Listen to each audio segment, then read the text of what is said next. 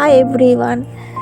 আমি কিভাবে, তোমরা থাম্বনেল দেখেই বুঝে গেছো কিভাবে মধ্যবিত্ত ঘরের বউ হয়ে গয়নাগাটিগুলো কিনছি, সেগুলো তোমাদের কিন্তু আমি বলে প্র্যাকটিক্যাল বোঝাচ্ছি। চলো, সেটার জন্য ভিডিওটা দেখতে হবে। ফার্স্টে বলি, আমাদের ঘরের বউরা, মানে বিশেষ করে আমরা মধ্যবিত্ত ঘরের বউরা কিন্তু অনেক কিছু আশা থাকে, কিন্তু সবসময় সেটা ফুলফিল হয় না। সেটা করতে গেলে অনেক চেষ্টা করতে হয়, স্ট্রাগল করতে হয়, বা অনেক কিছু কষ্ট করতে হয় অনেক কিছু জিনিস বড় কিছু পাওয়ার আগে। কিন্তু আমরা যদি একটু চেষ্টা করি বা নিজেদের শখগুলো মেটানোর জন্য যে কিছু বুদ্ধি খাটাই, তাহলে কিন্তু আমরা করতে পারবো। তো প্রায় তোমাদের ভাবলাম যে আমি যখন গোল্ড শপিংটা করছি তোমাদের সাথে শেয়ার করি যে কিভাবে করছি। তোমরা হয়তো ভাববে প্রচুর পয়সা, অনেক সোনা গয়না কেনে, তা কিন্তু না। একটু বুদ্ধি খাটালেই কিন্তু সব কিছু হবে। আমি কিভাবে করি তোমরাও সেটা করতে পারবে। চলো ফার্স্টে বলি, দেখা যাক আমার কিন্তু। আচ্ছা, আমি এটা বলি, এই যে দেখছো আমি বিস্কিটসটা ভাঙছি, এখানে কত পাখিরা আসে, আমি চাই যে ওরাও একটুখানি খাক। তো এখানে একটু পরেই কিন্তু আসবে, কিছু ফেলা থাকলে ওরা খেয়ে নেয়, ঠিক আছে? তো যেটা বলছিলাম, চলো ফার্স্টে তোমাদেরকে বলি, আমি যে গোল্ডগুলো কেনাকাটি করি, সে গোল্ডগুলো কিন্তু আমি একদম, দেখো এখন গোল্ডের দাম প্রচুর হয়েছে, মানে ধরো ৮৬,০০০ টাকা, ৮২,০০০ টাকা হয়েছে। তো এখন ১০ গ্রাম সোনার দাম ৮২,০০০ টাকা, ৫ গ্রাম সোনার দাম কথাই বলছি ৪১,০০০ টাকা। তো আমি যদি ৫ গ্রাম ৬ গ্রাম প্রায় মাসে মাসে কিনবো, তো অত তো টাকা সম্ভব না।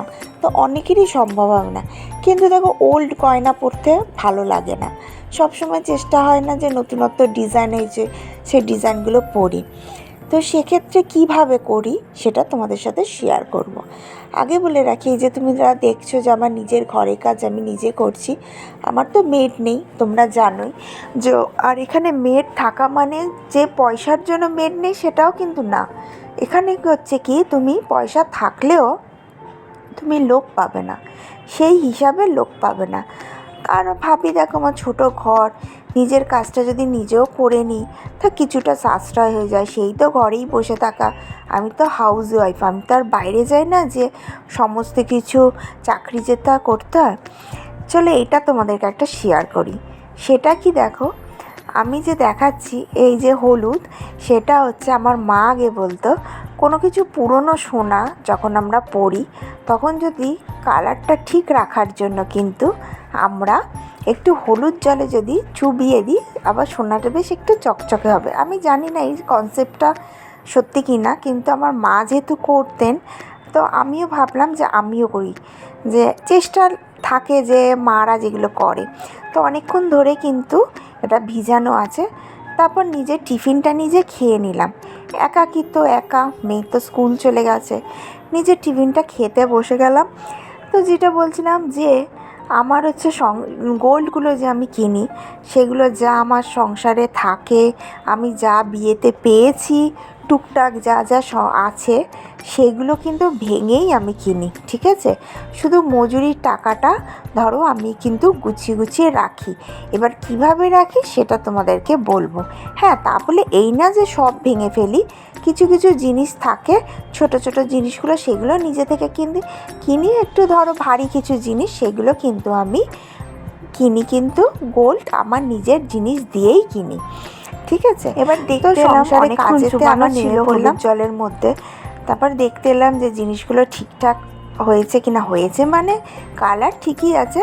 এটা একটু ধুয়ে নিলাম, তোমরাও করতে পারো, আশা করি অনেকেই করে। কিন্তু এটা আমি শুনেছি যে সোনাগুলো অনেক সময় হলুদ জলে চুবিয়ে রাখলে ভালো লাগে, হলুদ হলুদ দেখতে লাগে। তো এটা আমিও করলাম, আমার বাড়িতে আমার মা সবসময় করতো। চলো তোমাদেরকেও জিনিসটা দেখাই, রিভিউটা দেখাই। আর নিজের হাতে দেখো সংসার, আমি নিজের হাতে সমস্ত কিছু গুছিয়ে, আমার জীবন লাইফস্টাইলটা খুব যে উচ্চ আকাঙ্ক্ষায়ভাবে চলে তা কিন্তু না।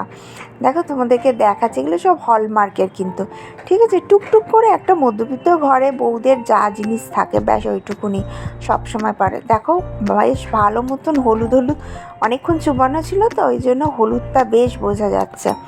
তো এই হিসাবে কিন্তু আমি আমার সংসারগুলো কিন্তু চালাই।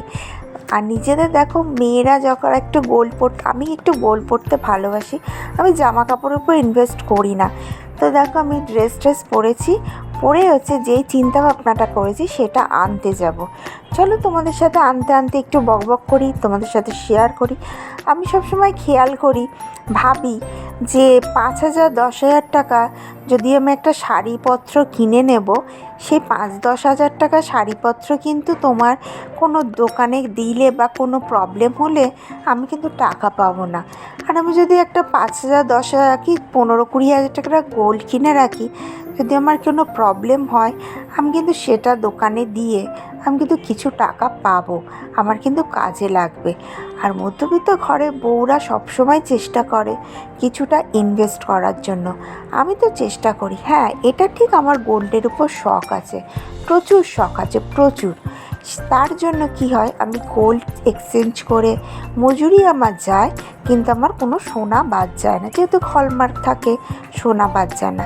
তো দোকানে গেছিলাম দেখতে, তো তোমরা একটু নোটিস করছো কি না জানি না। তারপর কিন্তু আমি আলু ভাজা করছি, দুপুরবেলা ভাত খাবো। আজকের বাজেটের মধ্যে দেখো কিন্তু আমার আলু ভাজা, গরম গরম ঘি আছে, ভাত। আমি কিন্তু আজকে মাছও কিনিনি, আমি কিন্তু আজকে মাংসও কিনিনি, যা হবে রাতে হবে। তো দেখো ফাইনালি আমি এইটা হচ্ছে নিয়েছি, এই ইয়াররিংটা কেমন হয়েছে আমাকে কমেন্ট করে অবশ্যই বলো। আর এই পেন্ডেন্টটা একটু ডাউট হচ্ছে, আমার একটা এক্সচেঞ্জ করে, গোল্ড এক্সচেঞ্জ করে আমি কিন্তু এটা নিয়েছি। ভিডিওটা ভালো লাগলে অবশ্যই like share subscribe. I hear the beat